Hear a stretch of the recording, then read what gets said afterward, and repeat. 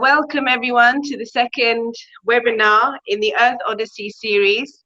For those that don't know, Earth Odyssey was co-founded by Yuri, Sanada and Mahendra, Shah, both of whom are on the call today. And we'll be hearing about them a bit later on. But the mission of Earth Odyssey, just a reminder, because I'm sure you've all have been to the website earthodyssey.org.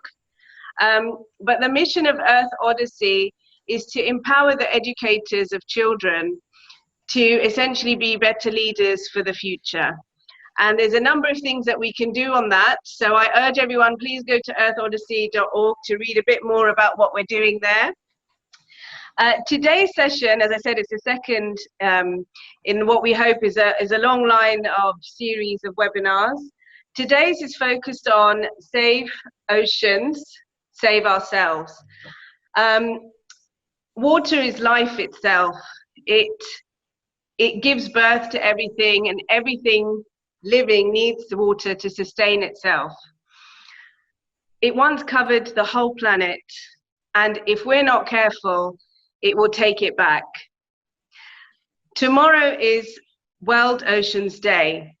In fact, I believe every day should be World Oceans Day, because we should be honoring the most precious resource that we have on this blue planet, water, on a daily basis.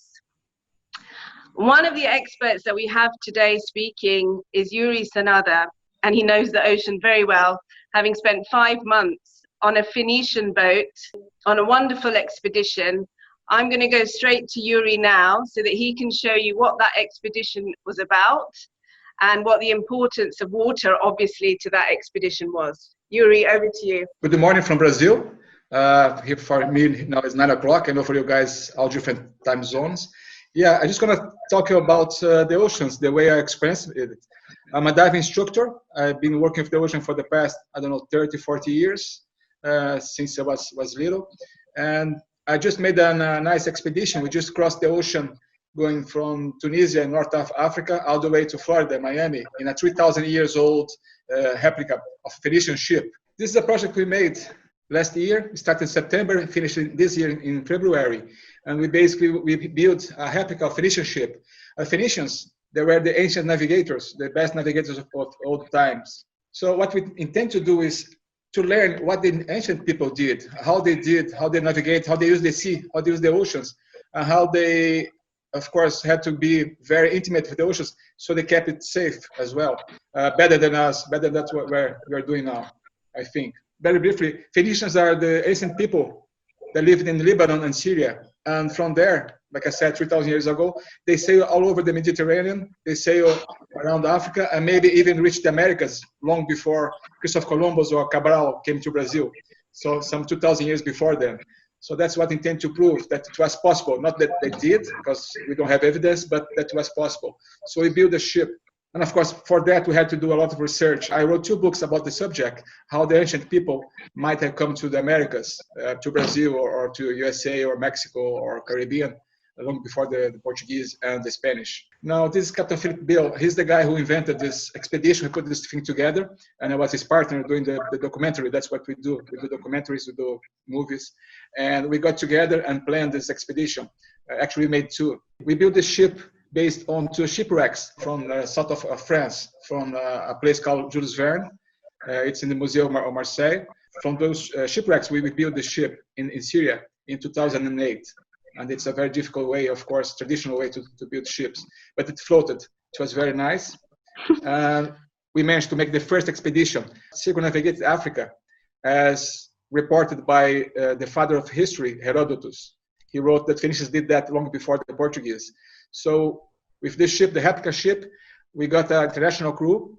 We had, I think 50 people came to this expedition, different legs, volunteers. Most of the time we had like 12 people maybe aboard, but people changed from place to place. Anyway, you need at least 8 people, strong people, to raise that sail that weighs about a ton. And this is my wife, Vera. She's steering the ship using this traditional rudder. We didn't have a central rudder. Those ancient ships had two rudders, one on each side, more like oars. And this is the toilet we had aboard. being a traditional ship, we didn't have a modern, comforts of a modern sailboat. We had this old style toilet that used for everything you had to do plus the showers. It took us 2 years to do this whole circumnavigation of Africa. So we set sail from Syria 2008 and ended back in Syria in 2010, just before the civil war started, unfortunately. But we had some rough seas. This is going on the south of Africa, the Cape of Good Hope. When we crossed, we had some very big waves there. That's me in a calm day. There's no wind. You can see the sail. There's no wind there. So I could get out of the ship and do some filming for the documentary we made. And of course, we had to pay close attention to the ocean, because when you navigate like that, especially in an old ship like that, you have to be aware of the weather, of the sea conditions, because everything's against you actually. So even when we go out for swimming, when the ship was becalmed, we have to go swimming, we have to look out for sharks. And that's usually when people will stay aboard the ship and look at the horizon. When they see the first shark's tip, it's time to everybody to get out of the water, come back to the boat. Of course, we didn't eat any shark. We didn't hunt for them. We did some fishing for to food, source of protein aboard, but we never ate the sharks. If we got them on our rod, we just throw them back to the water, because most of them are endangered species. And this is nice. Captain Phillips dressed like Neptune. So every time you cross the equator line under sail, people who never did that before, they have to be baptized. That's what we did. By the way, that's a friend from Sweden as well. And after 2 years sailing around Africa, we did arrive to Syria again, Lebanon, Syria. And we had, of course, a very nice reception. Every port we stopped along the way in Lebanon. Most of the ports, we stayed the main ports there. And also in Syria, in this small island, Ararat. So this was a very nice project. And we did prove that Phoenicians, 3,000 years ago, they knew what they were doing. They knew about the oceans. And they managed to sail maybe to Americas. And that's the thing that we did in the second expedition that we just finished in February. We decided to go across the Atlantic to see if the Phoenicians had the capability in that old ship to come to the Americas, 2,000 years before the Europeans. And this is their ship and a drone shot in the middle of the Atlantic. And we started in Carthage in Tunisia. It's an old Phoenician settlement, the biggest one they had in North of Africa. And these are people from Club du Don, a local historical group that helped us a lot there. And that's our ship on the background, the big sail to the left. And of course, we set sail from there on September last year and sailed towards the sunset. We had to make a stop in Algeria for some repairs, just 2 days after we left Tunisia, which was very nice. And just going fast, this Cadiz in Spain. Cadiz, of course, the main port the Spanish used to live from to go to Americas in the old days, in 1500s. So that's a historical stop we made. Essaouira in Morocco, also a Phoenician port. Essaouira is out of the Mediterranean. It's in the Atlantic. And the Phoenicians, like I said, 3,000 years ago, they used to go there. And from there, they had a small island called Mogador. And from that island, they get iron. And they export iron all over the Mediterranean and some places in Africa as well. And we're talking 3,000 years ago. That's how long, or even before that, we have been using the oceans. Here's some children come to the ship to visit, to know about their history. Made a stop in Tenerife, to our Herdal Museum, which is a very nice place to know about the legends of who used the oceans before us. Before it set sail, here's Didrik for Norway on the toilet. And of course, the best way to have a shower, not a bucket, but going to the water. And sometimes you even meet some very nice animals in the water. Of course, this is their habitat. And this is a pack of pilot whales. I think there was like 15 of them, one of the stops we made. And this one, he turned and looked at me in my eyes and stayed like for 30 seconds with me, just looking what a strange animal I was. And I tried to explain, I'm human, I'm from land, but just visiting you. I don't mean any harm. And this is something nice we did. We made an agreement with UN Environment. Clean Seas campaign is basically about the plastic in the ocean. And we take measurements. Every day, we used to have one small bottle and get sample of the water to measure the microparticles of plastic in the water. So we had 70 samples from this 5-month trip from Tunisia, North of Africa, all the way to Miami. And we are going to analyzing that now and releasing the data. So how much microplastic we found in the water. And after 39 days, we arrived in Santo Domingo, in Dominican Republic. It was a very, very nice place to arrive. And that's the Caribbean. So we made it. We proved that the Phoenicians had the capability to cross the Atlantic 3,000 years ago. And Florida, of course, a very nice reception with the firefighters making a rainbow for us, just a private rainbow. Part of the crew from, I think it was 20 different countries, people came for this expedition. And this is in front of a yacht club in Fort Lauderdale. Just a brief introduction of what I do. I do these expeditions. We do documentaries about the ocean, about the nature, Amazon and stuff. We have a big problem today in the oceans, of course, as everybody's aware of that. We have global warming. We have sea levels rising. We have rising temperatures killing animals. And most of the pollution comes from the land, 80% of that. We've seen that in the ocean. We have some big garbage patches. There's 5, one in the Indian Ocean, 2 in the Atlantic, and 2 in the Pacific. And only 1% what we see, and we see a lot, there's a lot of plastic floating in this place where they gather together and make this big, huge island of garbage. But only 1% is afloat. 99% is in the bottom of the ocean. So that's very bad. We are very aggressive, especially from Brazil, and Australia is the same. We have pesticides and nutrients used for the crops that goes into the ocean and causes a big problem as well. Besides of that, we have industrial plants discharging sewage out in the water, in the rivers, and it goes to the water. So oil spills and everything else. So it's very bad. We are doing a lot of damage to the oceans. We don't realize because it's there. We think it's something that we don't have to take care of. But of course, it's getting back to us. Like the microparticles of plastic we throw in the ocean, the fish eat that, we eat the fish, so we are eating that as well. It's getting to us. So that's very bad. Of course, we have some ways to make it less damage to the environment and to us. If you use plastic, not only once, like use the plastic throw away. No, if you have plastic or glass, even better, and you don't use that only once, you reduce the plastic in the water to create more marine parks and to help to have less destructive fishing methods. Know about the fish you eat and how it got to your plate, and avoid the fish that is really destroying the environment. That's some nice things you can do. And of course, the best thing you can do now is to educate yourself. You learn about the ocean, learn how we have impact on the ocean, and then you can do something about that. And that's about it I had to say. Thank you very much for the attention. Thank you so much, Yuri. That was fascinating. And I'm pretty sure they traveled to the Americas before Christopher Columbus, so he wasn't actually the first. I think we'd all be interested on this platform to share knowledge on the plastic when you get those analyses, so we can come back to that at a later date. Now we turn to a short video.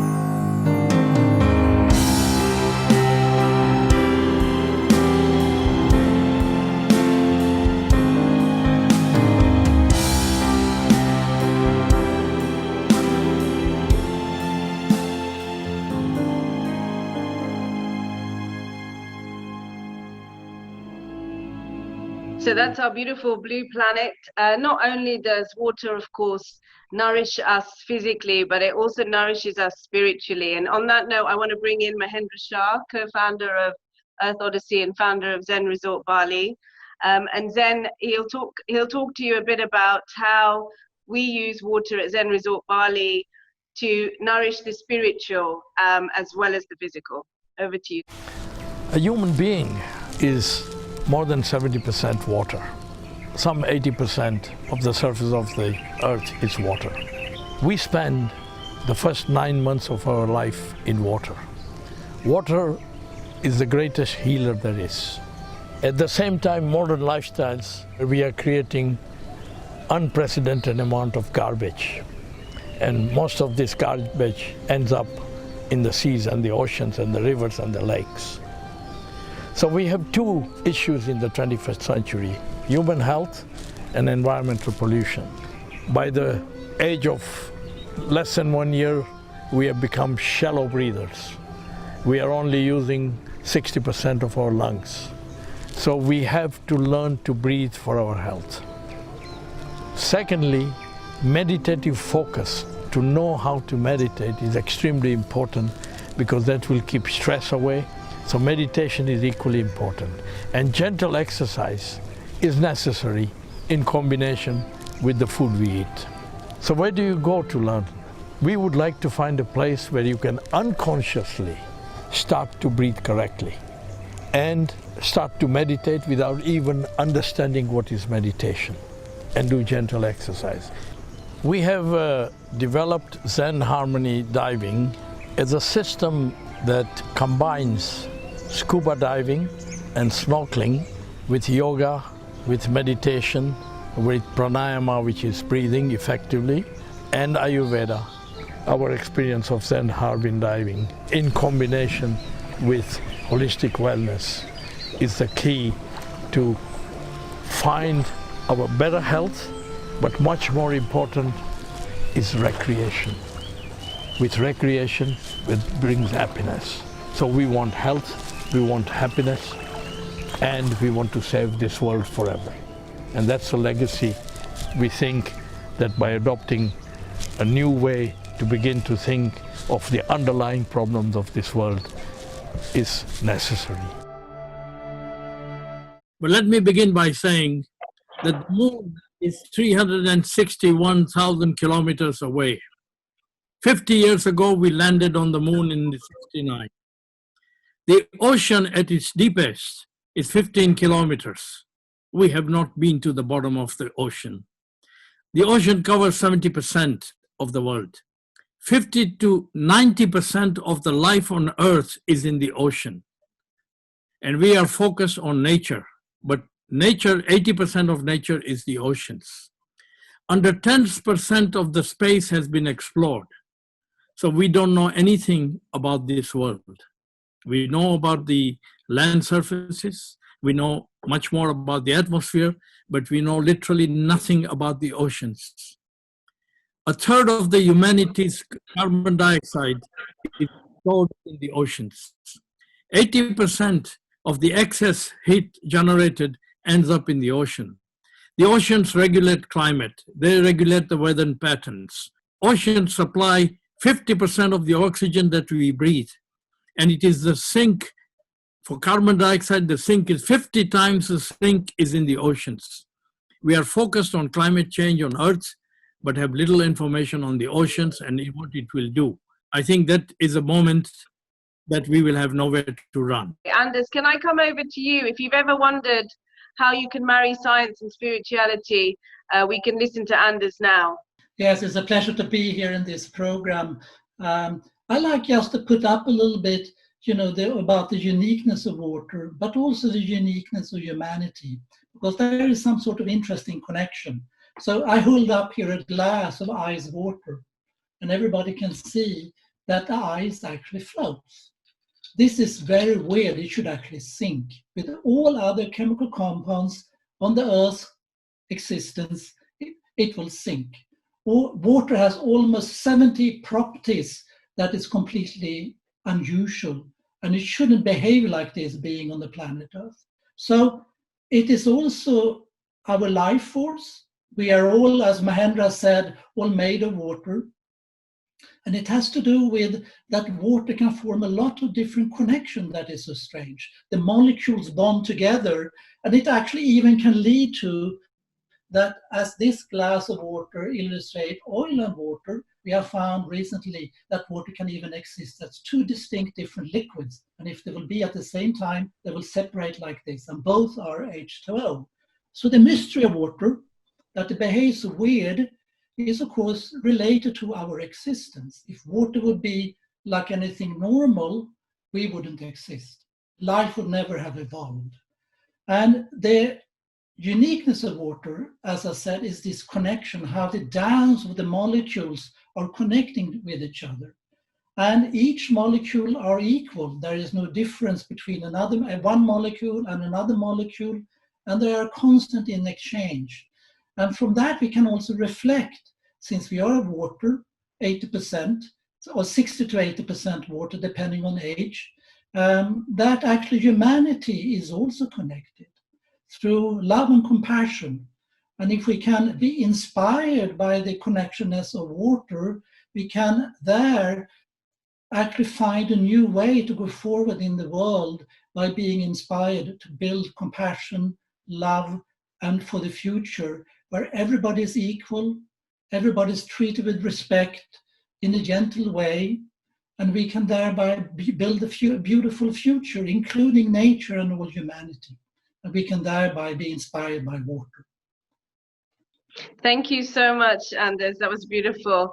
Ed, actually, I'm going to come to you now. Edward works in the field of energy and environment, and he essentially designs cities with low carbon footprint. You might wonder why that has anything to do with water, so I'm just going to hand over to Ed to explain. Yes, hi everyone. Just a little introduction. UN estimate today that 55% of people lives in urban area, and by 2050 it will reach like 60 to 70%. And those urban area needs aircon, needs heating, and those two fields are huge industry that produce lots of greenhouse emission. So how is it linked to ocean? Because it's industry that are directly producing lots of pollution, it will have a direct impact in the fauna and the flora of the ocean that we have to preserve. So I am in charge of urban planning and energy fields and linked with cities. And because it's going to go more and more into urban and dense area, there's lots of new development projects that are going on that brings renewable energy systems with district heatings linked to each town. So basically, because fossil fuel today is the main reason of energy production, each new city needs to look locally where there is resources, where there is renewable resources, and it's quite easy to find actually. If you have a lake, if you have a river, if you have underground water, which is quite easy to find if you drill, if you have lots of pipes underground who gather all the gray water, all these are source of energy that can replace fossil fuel. And you combine this energy with quite technical equipment like heat pumps with high efficiency, and you can reduce very fast the energy consumption, the electricity or the fossil fuel. With 1 kilowatt of electricity, you will produce 12 kilowatt of energy with renewable energy. So it's really one sector that today it's between 20 to 30% of the greenhouse emission are produced from heating. And by 2050, all the country in development will want to have the same equivalent air consistent as the Western country. And it will reach to 27% in the increase of energy. So therefore, the city needs to have new plan, needs to have new policies in renewable energy. It's already since 30 years, even more, undergoing, but more and more people is going to have consultants, going to have engineers who are going to help them in this industry. And really, when you see the evolution of the people going more and more into urban and dense area, individual cases it won't be possible anymore. You're going to have to combine this production and build central connection. So yes, to conclude, we all know that the energy demand is going to increase, but we can think better and replace conventional energy sources with new kinds, and there is everywhere. If I take little examples, I'm working on now a project, and we're going just at 40-50 meters underground, and we take some water instead of using electricity or fossil fuel, and this water is used for aircon, for your bath, your hot water at home, for the heating, and for can be used also for the kitchen and all that.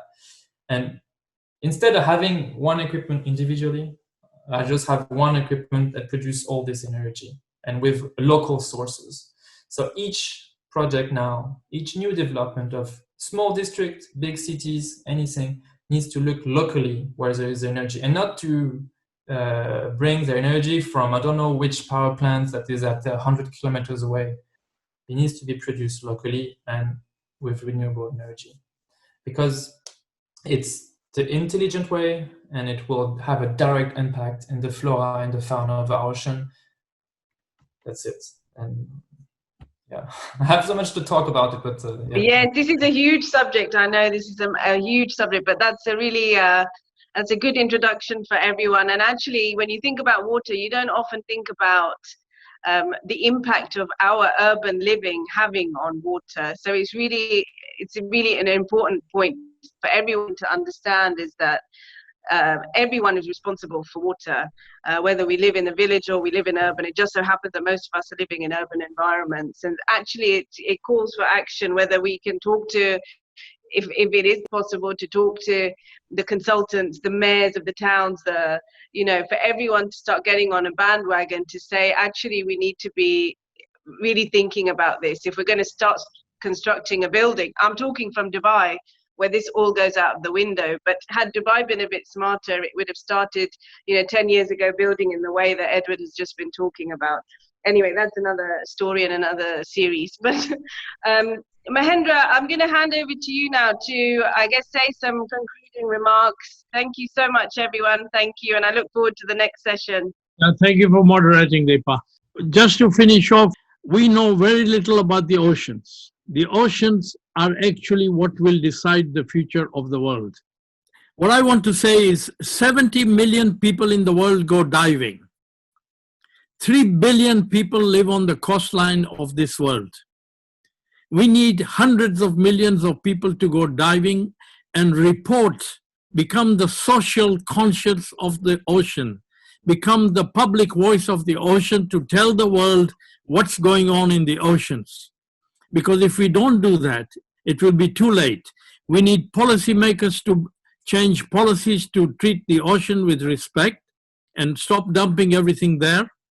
We need scientists to do much more research to tell us what is going on in the ocean and what does it mean, especially for things like climate change, where we have very little knowledge.